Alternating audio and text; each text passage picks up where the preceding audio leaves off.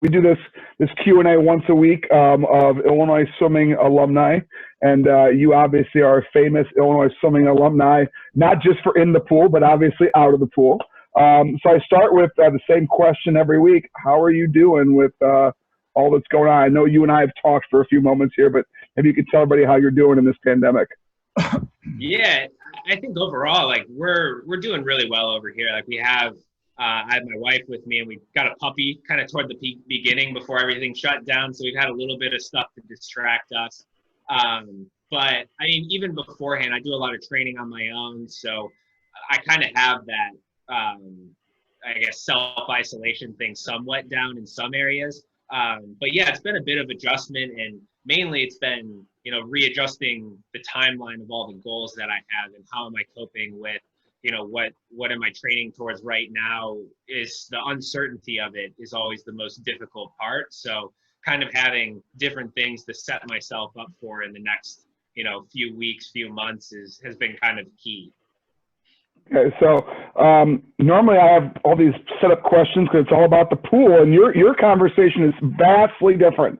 So I'm going to bounce all over the place. I apologize if I miss something and I have to come back. And if I ask any questions that are novice and you kind of giggle at, please excuse me and you can correct me as you will.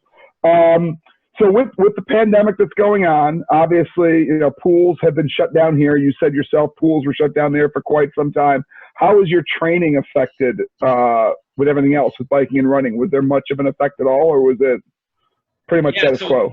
I took, I adjusted it myself. So we switched from doing a lot of outdoor riding to just training indoors mainly, and just making it efficient. So the indoor trainer is, I'd say, much more time efficient than outside because there's always some resistance. And there's a really cool platform called Swift. It's like a video game. And I had talked about them even before this, kind of getting set up. And we were going to start moving indoors a little bit just for a safety aspect. And we kind of dove headfirst into that. So I cut back a lot on that sort of riding. And it was kind of a new novel thing for me to do. So that was kind of a big change and helped with the adjustment a bit. But running overall largely stayed the same. I think for a long time, we started training in like late January, pretty full on to get ready for an early March start to the season.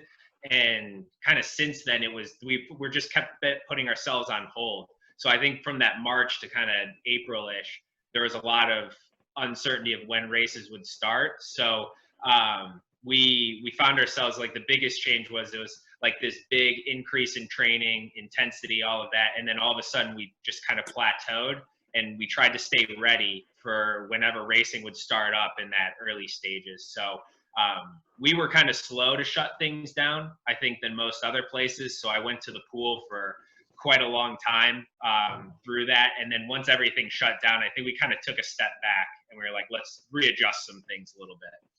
Okay, so for the people on this call, and I'm going to go into your successes obviously in 2016, but can you explain a little bit about what the competition calendar looked like for you with triathlon for 2020 and then into potentially the Olympic Games, and now with the games being moved to 2021, what that does for you and your sport?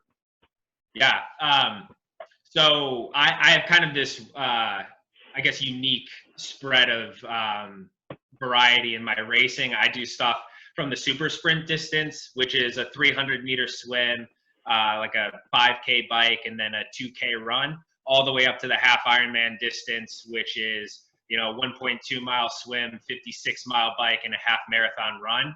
And have found myself being pretty successful on either end. So it's been this balance of racing really fast and then racing longer in it. So I mean, I guess it's a little bit like high school swimming, trying to swim a 50 free on the relay and then swim the 500 at the same time. So I just had this kind of knack to be able to do that. And this season started off with a main focus of qualifying for the games, which for us, it's not like the Olympic trials in swimming where it's a one day, make some heats, get to the finals, touch the wall, and you're in. It's this long process of you have maybe one or two races, which is last year in Tokyo, there was a test event. And then this year in May, there was supposed to be an event in Yokohama where you could automatically qualify by finishing within the top 8.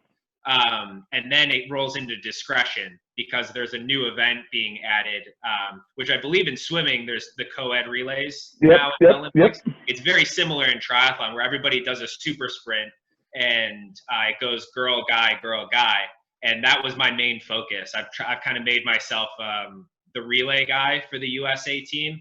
And like the U.S. team has won a world championship in that on 2016, and we basically gotten a medal in that the past few years. So I felt that was one of my main ways to getting into the Olympics and winning a medal. So my whole front season consisted of that, with the first race being a qualifying kind of race in Sarasota, Florida, a World Cup.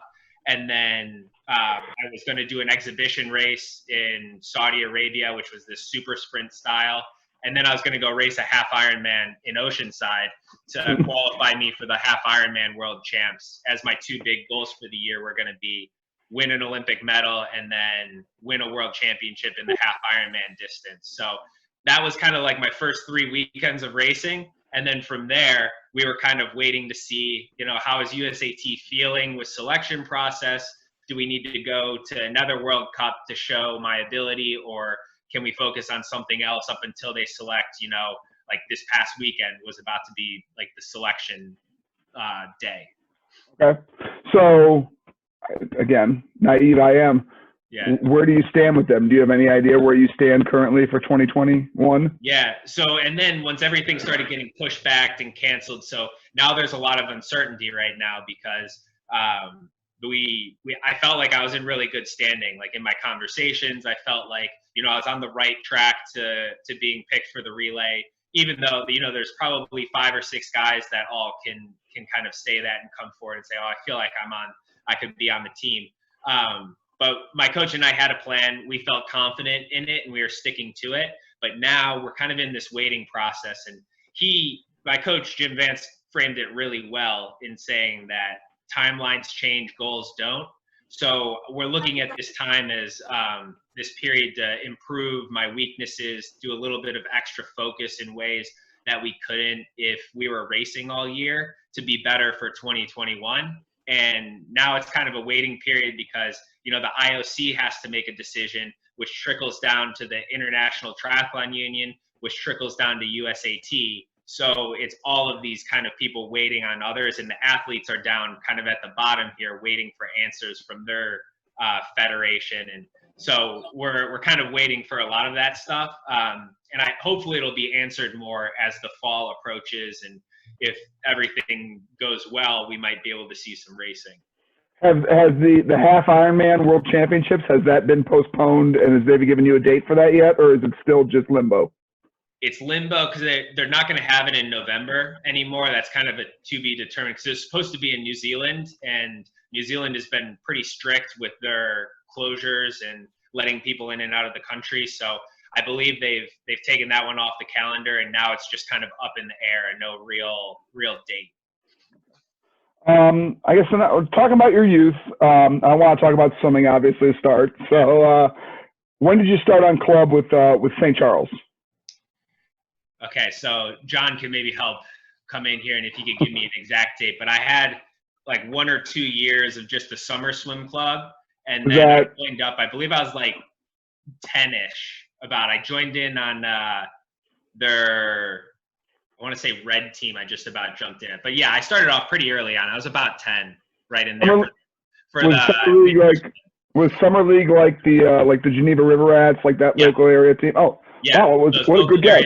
Yeah, Geneva River Rats, and then I got involved. Like they had every so often some winter swim teams, but I started getting more serious with it, more competitive, and wanted a little bit higher level club than just the summer league. And yeah, St. Charles was right there, and we joined up in the winter, I believe, and then that started carrying it over into the summers. Now, had you dabbled in triathlon at that young of an age? I mean, I'm going to get into your youth triathlon club later on, but I mean, you say 10, and I know that you obviously, you're a very good athlete. You're a good runner you're running in high school and whatnot. Were you already doing triathlons before you started club swimming?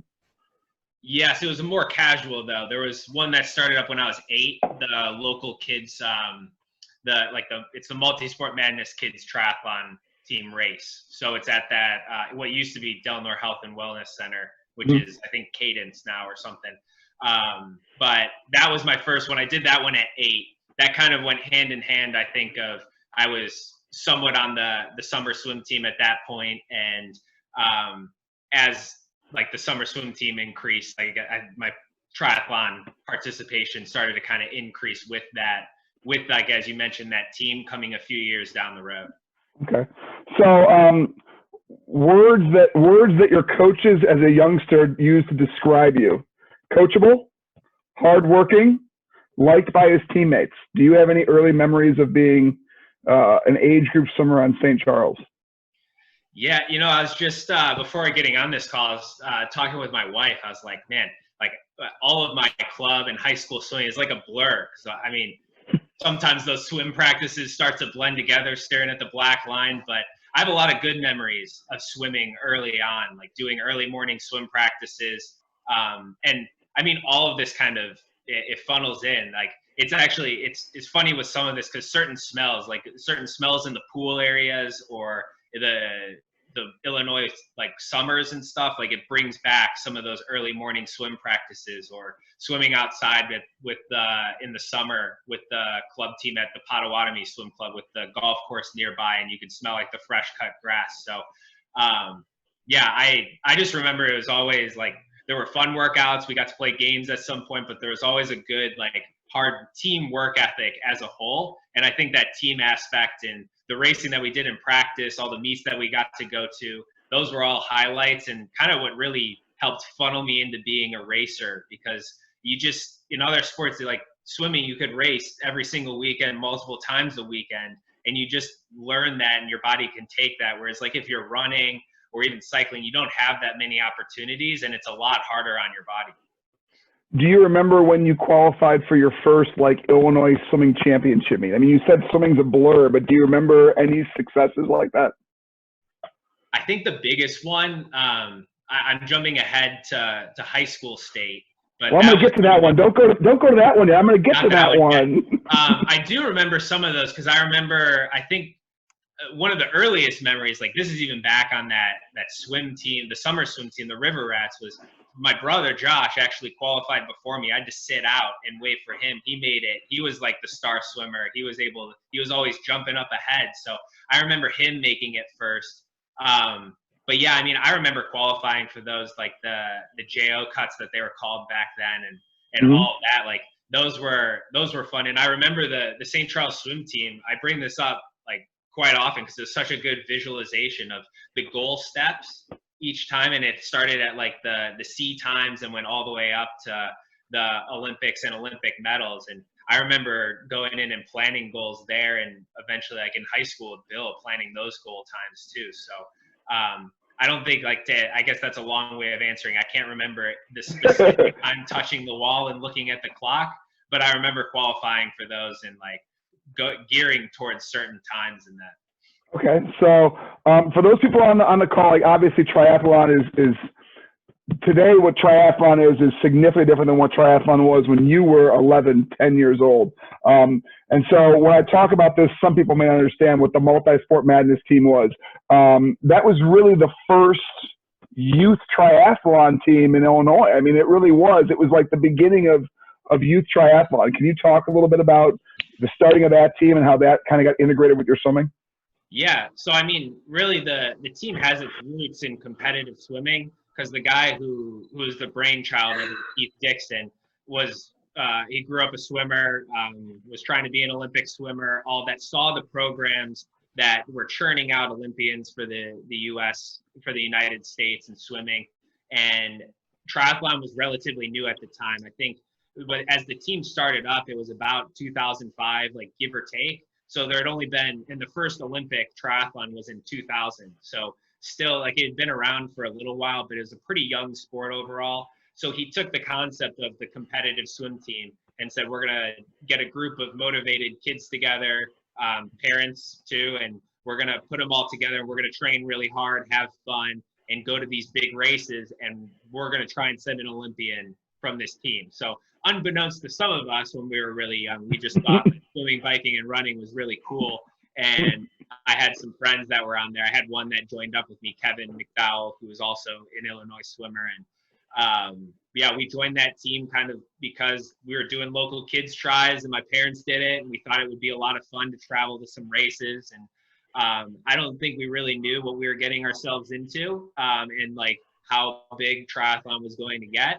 But we started off and it was like the Delnor Health and Wellness Kids Triathlon, and then we'd go up to Pleasant Prairie or some of the local ones, and then all of a sudden we were traveling to like Georgia for like the Iron Kids National Championship. And once you aged up into a certain age bracket, when you turned race age 13, then you could start doing the draft legal stuff.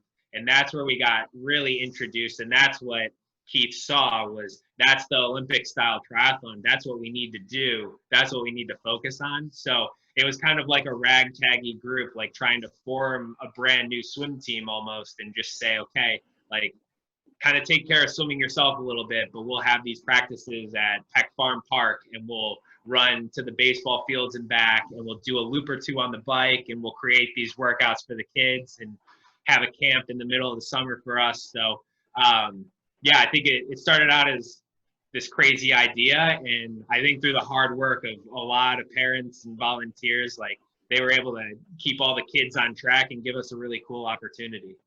See, like people hear this and they're like, wow, that's a no-brainer. But back then it was like, wow, this is so unique and different to have kids practicing triathlon. Like it was just one of those, like, I mean, I was, you know, as a coach, I was someone who worked with Keith at the same time. I know John did as well. And it was so like out of the box thinking to have kids focusing on triathlon as a sport as opposed to focusing on a triathlon event, like going just to do a race like you were doing when you were younger. It was just totally out of the box.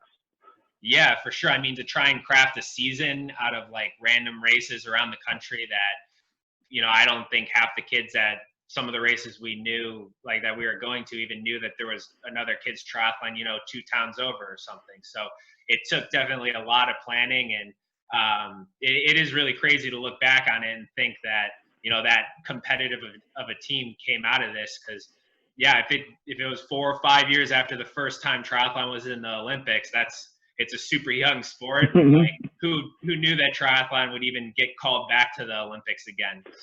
So do you remember as your triathlon interests increased, obviously, and I'm going to get into some of your results. Do you remember you know, from a swimming perspective, were you swimming less? Do you think you were still as committed to swimming at you know, towards the end of your age group years, at least before we get into high school? Do you think you were still going 80+% of the time in swimming and then also doing the side focus of triathlon? Yeah. So, I mean, our team had certain amount of practices that we had to go to. And I mean, I was lucky that I was on such a great team, like the St. Charles swim team, because like our coaches were understanding, and I still went and I put in the work. Like when I went to swim practice, like I was a swimmer and I had times that I wanted to swim, and triathlon pulled me away from certain practices, I would say, but that was always hard for me. I think separating things out and saying, oh, I'm just a triathlete or I'm just a swimmer. It's like I wanted to try and be the best swimmer ever, and I wanted to try to be the best triathlete ever and the best runner, whatever I was doing at the time. Like I was 100% in it at that practice. So I think I did have like some hard talks along the way of like, there were kids who were swimming 2 times a day every day through the entire summer and the entire winter. And, you know, even in middle school, like I had a cross country season there, or I had, you know, times when I would take a step back and I'd do a bit more biking and running than maybe some of these other guys who were stepping up to more senior teams and doing extra swimming. So I think that, you know, there was part of me that it didn't let me be like, you know, the most competitive swimmer ever, but in my mind, like I felt like my biking and running was complementing the swimming. And I've agreed with this, and my dad has said it from the beginning, that swimming built the engine that I have right now. Like there's no better strength aerobic overall exercise than going to swim practice and swimming those long hours and getting in the strength training. So yeah, maybe I lost half a step here or there, but when I was doing it all, like I was all in it, and I felt like, you know, this is the way I'm going to be the best swimmer, the best athlete. And yeah, I think it helped keep me motivated through the whole time. Okay, maybe I'm getting in my head of myself with this question. Do you remember when that switch happened? I mean, when you really felt like the things you were doing were to complement your triathlon as opposed to the things you were doing were to focus on that individual sport? I think the switch happened as I was probably about 14-ish years old, like give or take. That was when I started to step into this draft legal racing and kind of get on that Olympic track. As we were talking about, I started having more conversations with people at USA Triathlon. I was more involved at like a national stage, I think. And I think at everybody's point, like if you're doing multiple sports or you're taking the next level, like as you get older, you have to keep either deciding that you're going to be more committed to something and double down on your efforts, or you have to take a step aside. And, I kind of learned that early on when I played baseball and soccer and I was juggling all of these sports. Those ones were just easier to cut for me. And swimming, I think the shift started to happen there. And it was more of a realization that I wasn't hitting as many senior times as some other people. I was having success at swimming, but I saw, I guess, some of the limitations there, and I had to have a real conversation with myself and go, okay, when it comes down to it at the end of the day, am I going to pursue, like, what sport am I going to pursue in the Olympic, like for my Olympic dream? And that's a hard conversation to have with yourself, like at 14, 15. Like, I think I kind of kept putting it off, and I just ended up like triathlon. I think success started to come at the national level that way, in a different way than swimming. Like I still saw myself as a swimmer, as this Illinois swimmer, all of the different championship swim meets, and still loved racing and everything. But I think that it was more of a slow focus rather than this direct switch of, I'm not a swimmer anymore, I'm a triathlete. Because I just saw too much. Like I still saw success at swimming, and I saw how much swimming still did for triathlon as well. So now, was that when you were 14? Was that when you won your first? Was that when you won the Youth Elite National Championship? Was that when you were 14, right before high school began?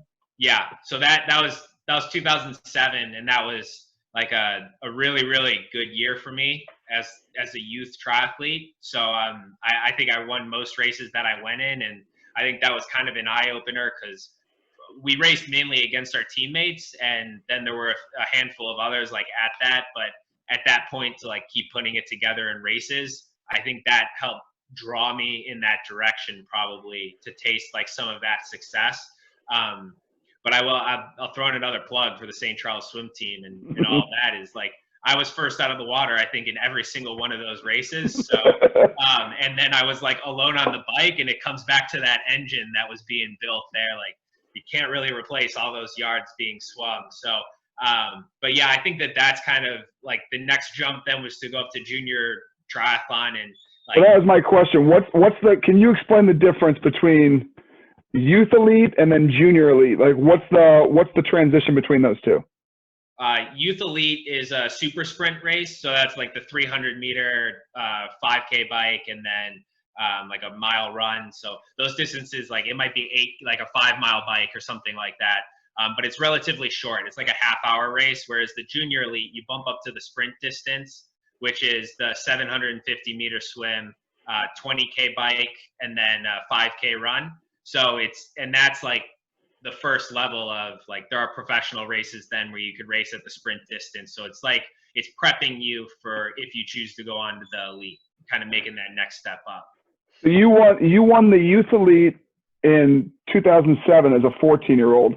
And then in 2008, as a 15-year-old, you won the Junior Elite when they bumped up the race. So what's the age gap that you're racing against at that point? Yeah, so you race the age you're going to turn at the end of the year. So whatever age you are by December 31st is the age that you race.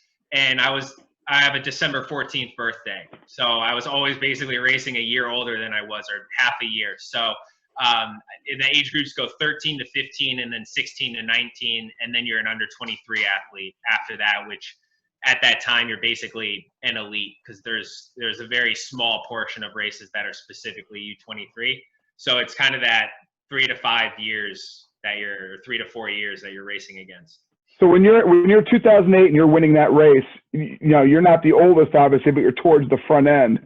But then in 2010, you win that race for the next age group up. So you're basically racing 19-year-olds as a 16-year-old, and you're winning that race as well. Yeah, so 2007 was the last time I raced as a 13 to 15-year-old, and yeah, 2008 it was all 16 to 19-year-olds, because as a 15-year-old I raced as a 16. Oh God, okay. Yeah, so yeah, we were racing against 19-year-olds that whole time, and yeah, I mean, sometimes like whether you're in that youth at the bottom of the youth group, youth elite group, looking up at the 16-year-olds, and some guys are like sporting some mustaches, and then you're a 16-year-old and these guys look like they're like full-grown men. You're like, oh man, like what have I gotten myself into? But looks are sometimes deceiving, so you just gotta still go out and race. So I don't want to forget about swimming, because I'm going to keep on bouncing back to swimming. While this is all going on, you transition to high school, you go to Marmion Academy. I don't know if it was Marmion Military Academy still then, but Marmion Academy. Yeah. And your freshman year, for someone who hasn't been as serious in swimming, you qualify for state in the 500 free. So not too bad for someone who's looking at swimming as a complement to their sport. You actually qualified for state all 4 years in the 500. Is that correct? Yeah. And you scored 2 of the years, right, in the 500, plus you were that guy that had to do the relays right before the 500 or right after the 500, had to get back up and do a relay. Yeah, in one of those years. One or two, So again, you saw a lot of success in the pool, while the pool wasn't your main focus. Yeah, but I think every time I jumped in the pool is 100% my focus. Like, and I had those times of years, like I started to compartmentalize, like in the club, like in the summer, like I still had the goal of swimming certain times. And I did have a talk with, the St. Charles coaches at one point or another, and they did say, like, I think I had swum one of my better times, but still wasn't, at the front of the pack, or guys were still, putting time into me. And it was, they had to have a real conversation and say, look, like, you're just not in the pool as much as them, and I still felt like I was putting a lot of time in at the pool, but, I was balancing biking and running as well. And that was a good conversation for them, a good point to bring up, but it's still like, I still wanted to beat those guys. Like, I didn't care how much they were swimming. Like, I still felt like I should have been better. So, yeah, I think that, like, I'm going to go back to it. Like, the swimming always helped triathlon, and triathlon, it felt like always helped swimming. So when I was racing, like, that high school swimming, like, definitely taught me how to race, and how to race tired too. Like, I mean, the practices that we did there were, I had hard swim practices on the St. Charles swim team, but like high school is another level of just like fatigue and balancing classes and early morning stuff. So I would go into some of those, and I remember going out to whatever weekday meets, weekend meets, and just being exhausted, but still expected to like go up and perform for your team. So I think that those times, like, that's what really taught me how to race too. Now, how often in high school did you also run cross country? Every year. Yeah. So you went from a cross country season trying to also fit in club swimming, and then going into high school season right afterwards.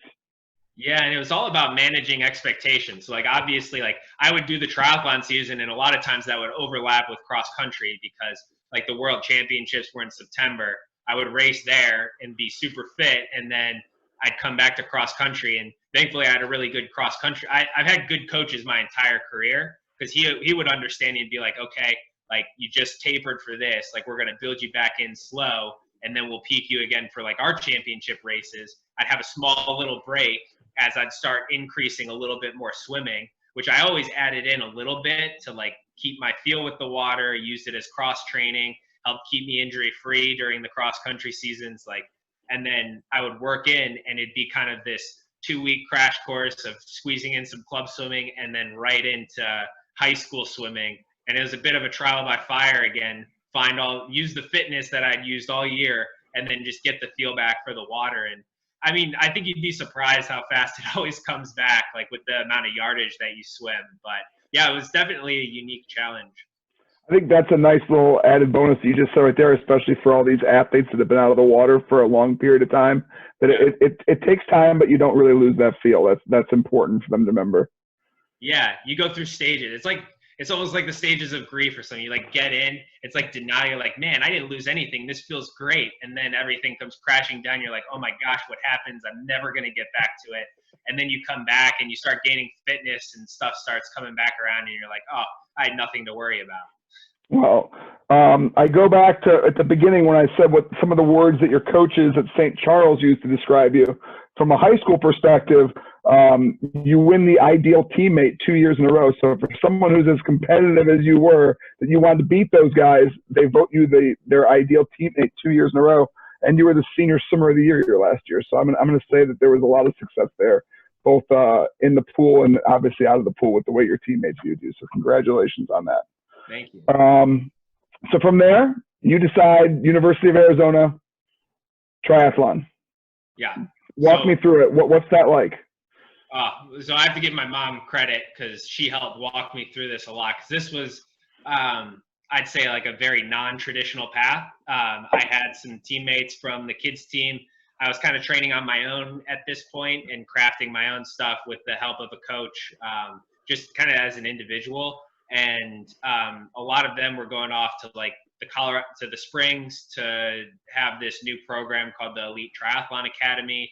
And I was going in a different direction. I was kind of done with Midwest winters. I was curious because I'd never really focused. It had been a while since I focused on just one sport rather than balancing a bunch of team sports.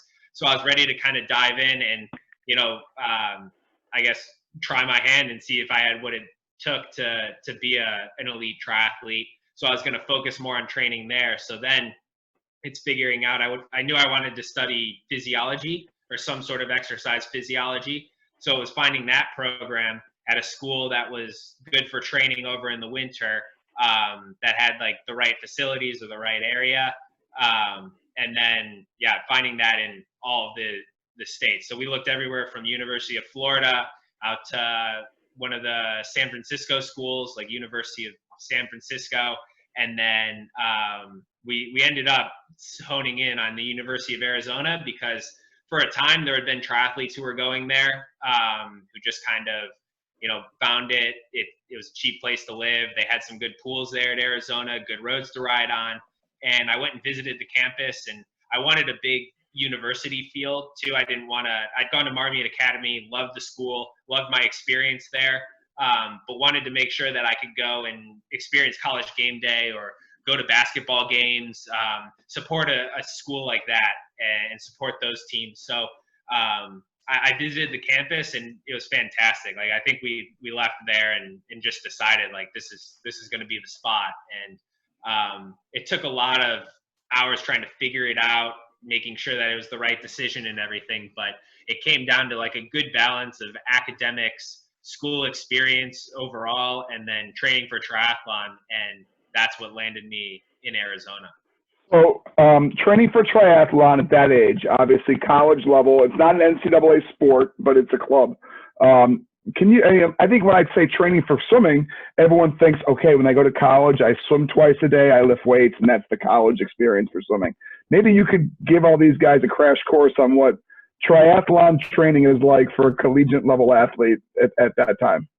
Yeah. And so I learned really good time management in high school, and my parents pushed me academically to be the best that I could be. And that opened up the doors for me to go to Arizona. Because, I mean, like you said, there's no NCAA scholarship that I could rely on to go there. So having, good grades, a good like resume, all of that was important to help me get into Arizona and help my parents out with like getting an academic scholarship a bit. So training for triathlon though, I had my coach back home who was writing me workouts that I'd get online. And then it was up to me to kind of figure out, all right, how do I want to organize my classes, my training, my social life, my all of that sort of stuff, and line it all up so that, I could see a home football game, but still get in all of my training and do well at my classes. So it took a lot of trial and error. And I learned how to work hard in high school and how to kind of have time managed for me, I guess, because you wake up, you go to early morning, maybe a lifting session, you go to school, you go to practice, do homework, if there's like, if I was going to go for a run and squeeze that in, I would do that. And then it's basically sleep, and the weekends I could hang out with friends or something like that. So I had like a lot more structure there. But when they hand you a blank sheet of paper and they're like, all right, fill in all your classes, which is stressful enough as it is, as a freshman going, where do I do an 8 a.m. class or do I sleep in and go to an 11 a.m. class? And then where am I going to swim, bike, or run during all this time? So I learned how to work smarter while I was in college, and learned each semester kind of the do's and don'ts for myself, at least, and realized even though, high school started, I had to be in the doors at 7:30 or something, it wasn't a great idea always to have an 8 a.m. class and try and squeeze in a workout beforehand. There was less time than I thought. So it was a lot of experimentation, but it was really just figuring out and making sure, like, I've got my priority of schoolwork and then I have my priority of training. And it was a balancing act sometimes of having a little bit more focus on school at times. And then if there was a really important workout, maybe taking a pause and making sure all that work was done, but making the time for the workout then. So I go back again, like and I'm fast forwarding and I apologize. So you're done with school in 2014, graduating in 3 years, by the way. It's impressive. I'm sure your parents appreciated that as well.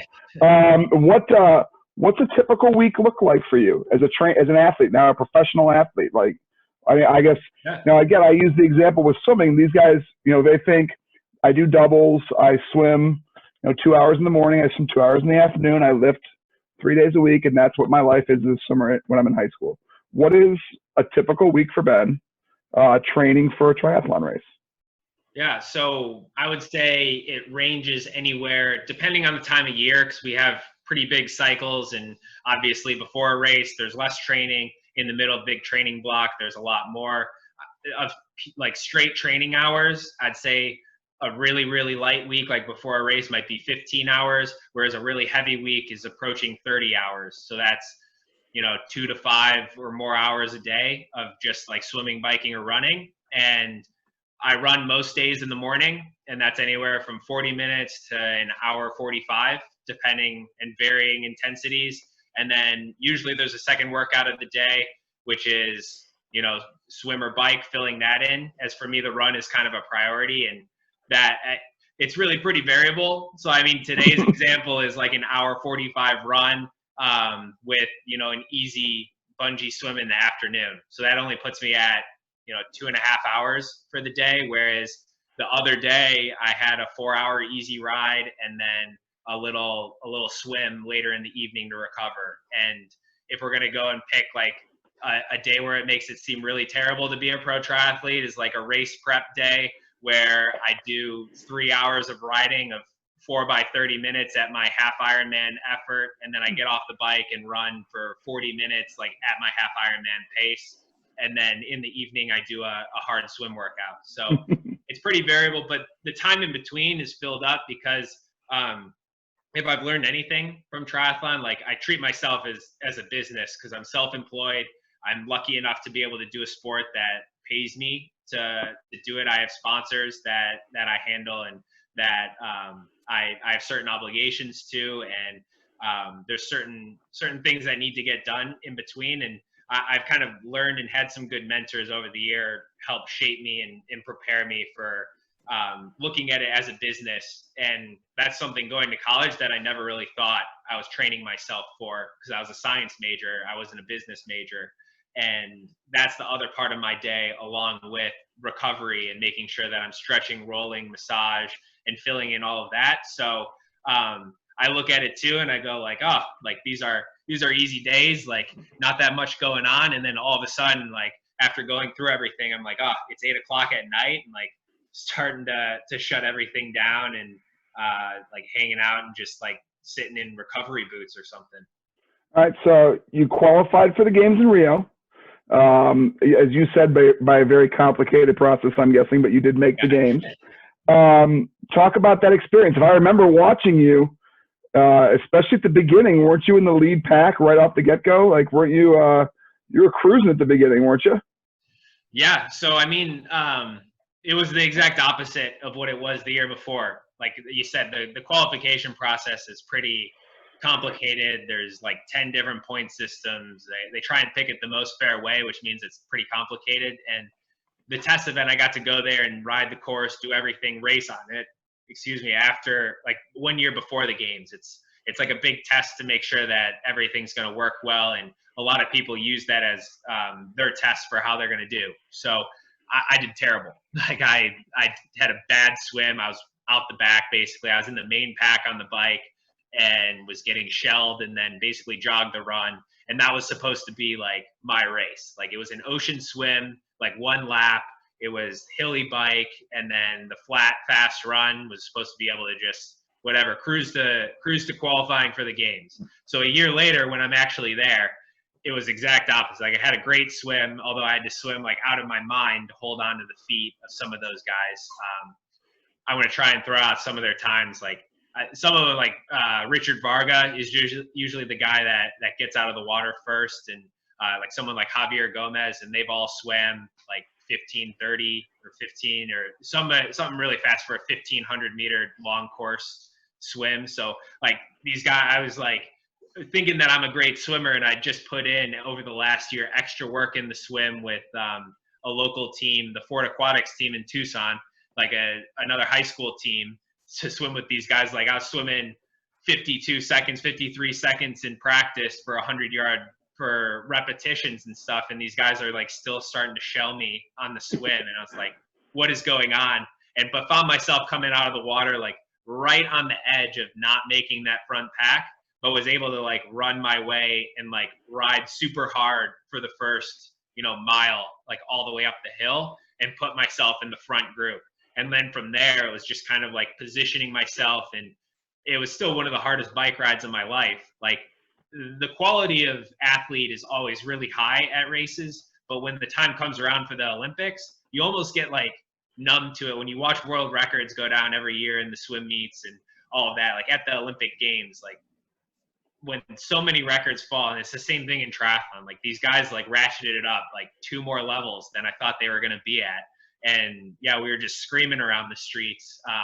And that was awesome. Like it was so great to be in the front pack. The crowd's a little bit louder. Like you're in the race, you're at the front, you're like trading off with these guys. So it was a really fun experience. It was awesome. The run went downhill a little bit. Like I paid for all of that effort throughout the first 2/3 of the race. But yeah, I mean, while I was going on, like it was painful, but it was a lot of fun. You finished 19th overall, right? Was that what it was, 19th? It was 29th. 29th, but it was, yeah.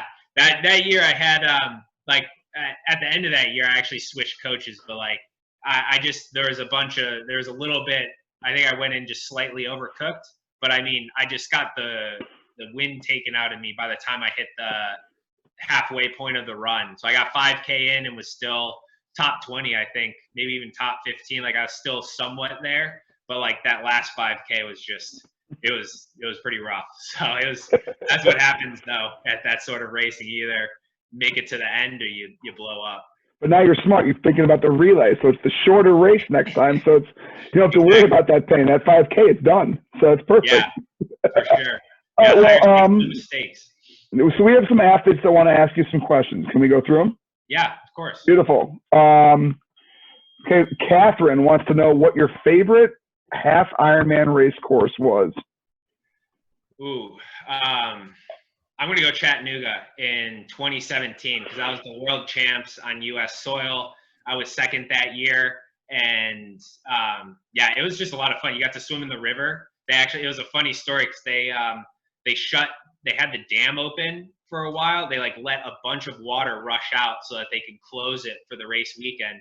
So people were losing their minds because they would hop in to do this preview swim and were getting like not moving anywhere. It's like swimming in an endless pool. They were like stuck in one spot. It was moving at a ridiculous rate. So that was kind of fun. You got to do a square. So you swam against the current a bit. The bike was pretty hilly and scenic, and the run was through town. So there are like tons of people around. Have you ever done a full Ironman? No, I haven't. Not that long yet. So once you go that long, it's hard to race the super sprint stuff. So I'm putting that on pause for a little bit. That's when you're all done with all this craziness. Okay. Exactly. Do you have a favorite meal that you go to before a race? That's from Karina. Do you have a favorite meal before a race? That's a good question. So before like the half Ironman racing, because the races are so early, they're like some of them start between like right around 7 a.m. So I'm up at 3 a.m. to get like my neuromuscular system all ready, because it takes like 4 hours for it to fully wake up, and my stomach is always a little bit off. So I have pretty much chicken and rice with maybe just a little bit of broccoli the night before, and I eat a super simple breakfast. But if I'm racing like an Olympic style race, a lot of times they're in the afternoon. So the night before, I'll still keep it relatively simple. But I mean, pizza is pretty hard to mess up wherever you are in the world. So a lot of times I'll drift towards pizza and just get something that I know like is pretty basic and won't mess with me. True or false, you like to watch bad made-for-TV movies before a race? True. What's your favorite bad-for-TV movie? It's the one that started it all. I was with my dad at a race when I was a junior in Canada. We're in like Kanute, so somewhere like around Quebec or something. And one of the channels that wasn't French had a movie called like Vantage Point or Termination Point. And it was about a plane that got stuck in a wormhole, and they were trying to get the plane out of the wormhole or something. And it was god awful. So that's what started it. But it's still the best. Still the best. It's hard to top that.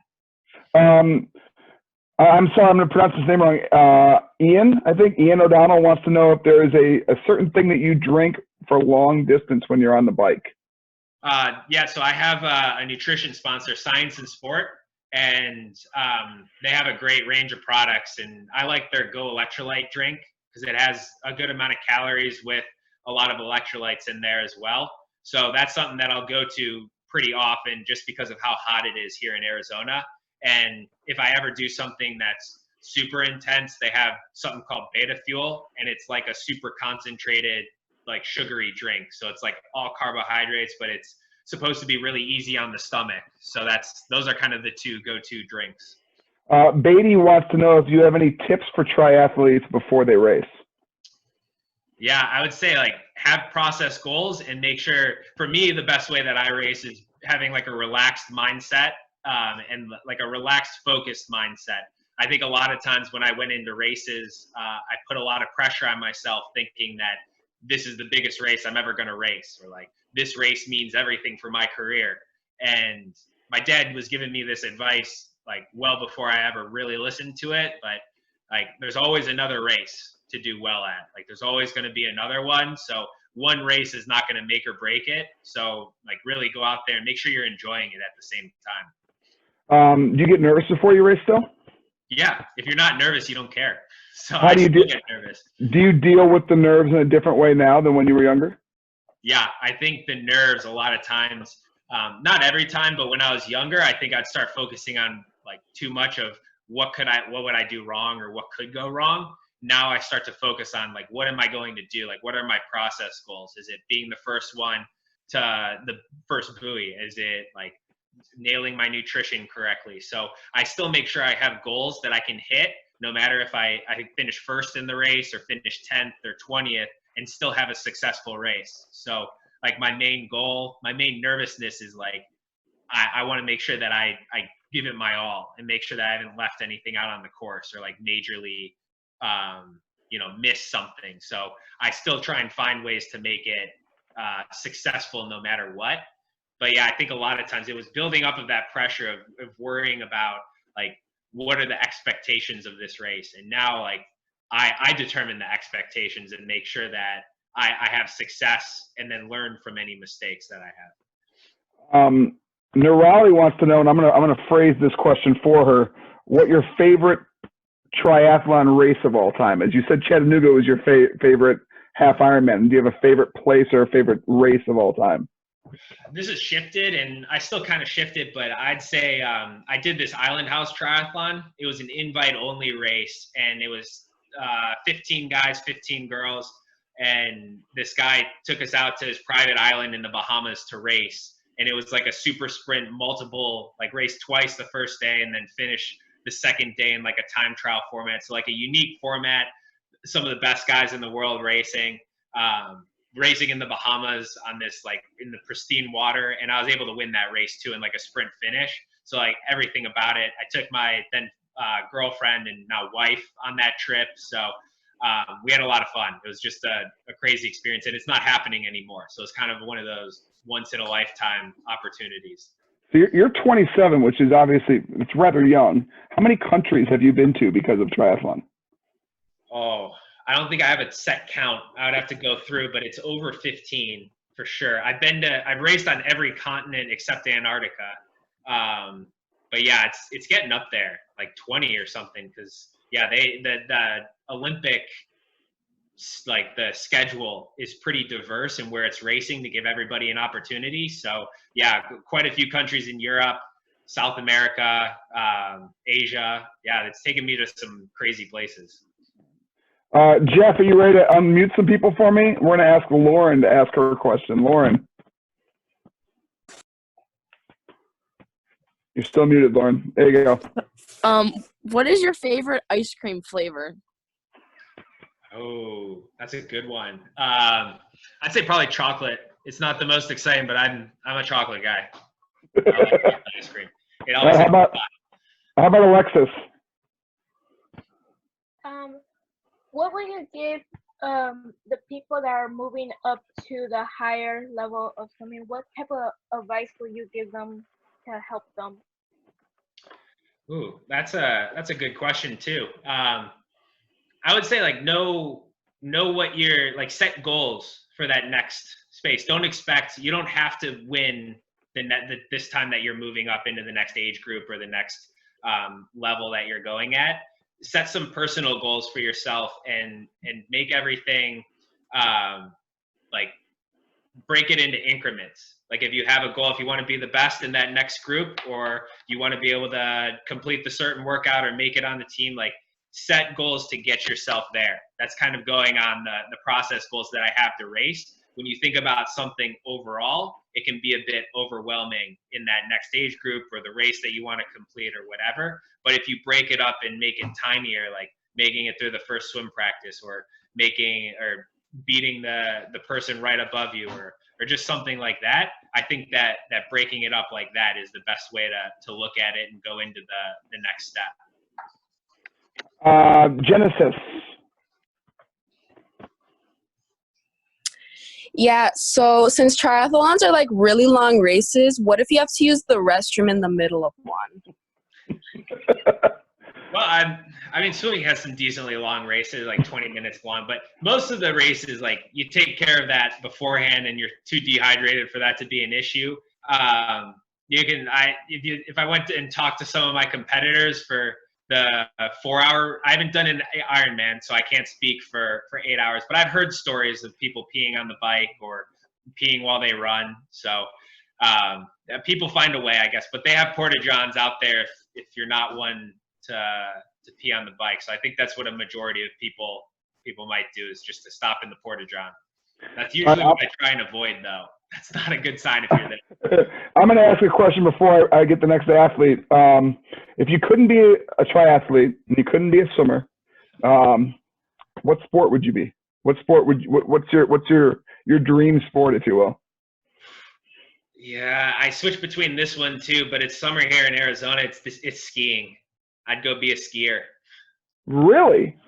Yeah, I think so. I love being out in the mountains and skiing. Like I don't get to go very often because it's a bit of a risk overall, and I get in over my head sometimes and trying to hit the slopes. But I do love to ski, being outdoors. Isabel, let's ask your question to Ben. Isabel,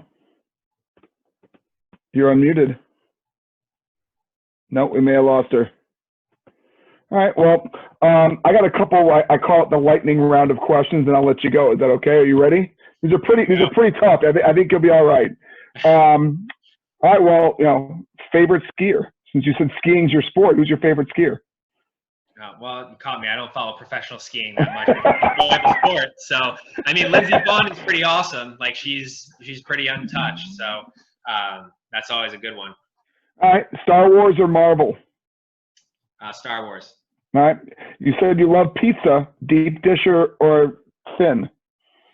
Deep dish, but I don't eat it very often.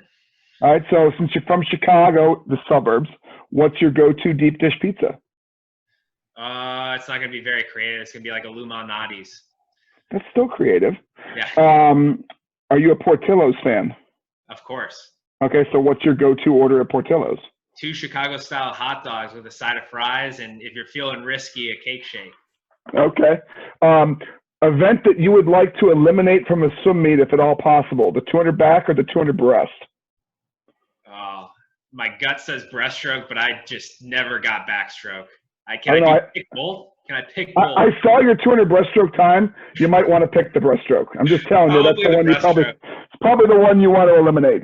I think my dad said I looked like a whale at one point on my backstroke at some point in my career because I was spitting water out of my mouth, and it must have looked like I was just lounging. So, favorite Chicago athlete? Michael Jordan. Good answer with the last dance. Cubs or Sox? Cubs. That's the wrong answer. Lastly, is there an athlete that you met while you were in Rio that you were like, I can't believe I just met so-and-so? No, because you know what happened is we got in pretty late, like for our event. We were one of the last ones, and they put us in a hotel that was right on the beach, basically. So we didn't really have the most interaction. Like we saw some people, but I didn't really see any of the gymnasts. The swimmers were gone. So there, nobody really comes to mind. My teammates, Gwen Jorgensen won the gold medals. So that was as close as I got to another medalist, I think. You still got to see a gold medalist. It's okay. Yeah. Exactly. Well, Brian, on behalf of all the swimmers and the coaches on here, thank you very much for spending some time with us, answering some questions. We wish you the best of luck in 2020 +1. And hope that you see your successes here, hopefully in Tokyo as part of that relay. Yeah, thanks. No, I really enjoyed being on. Thanks for having me. Best of luck. Enjoy that weather. Be safe in that 120+ degrees. Yeah. And we'll be rooting for you, okay? Awesome. Thank you. Take care, Ben. Yeah, you too. Bye. Thank you. Thank you. Thank you. Thank you. Thanks, guys. See ya.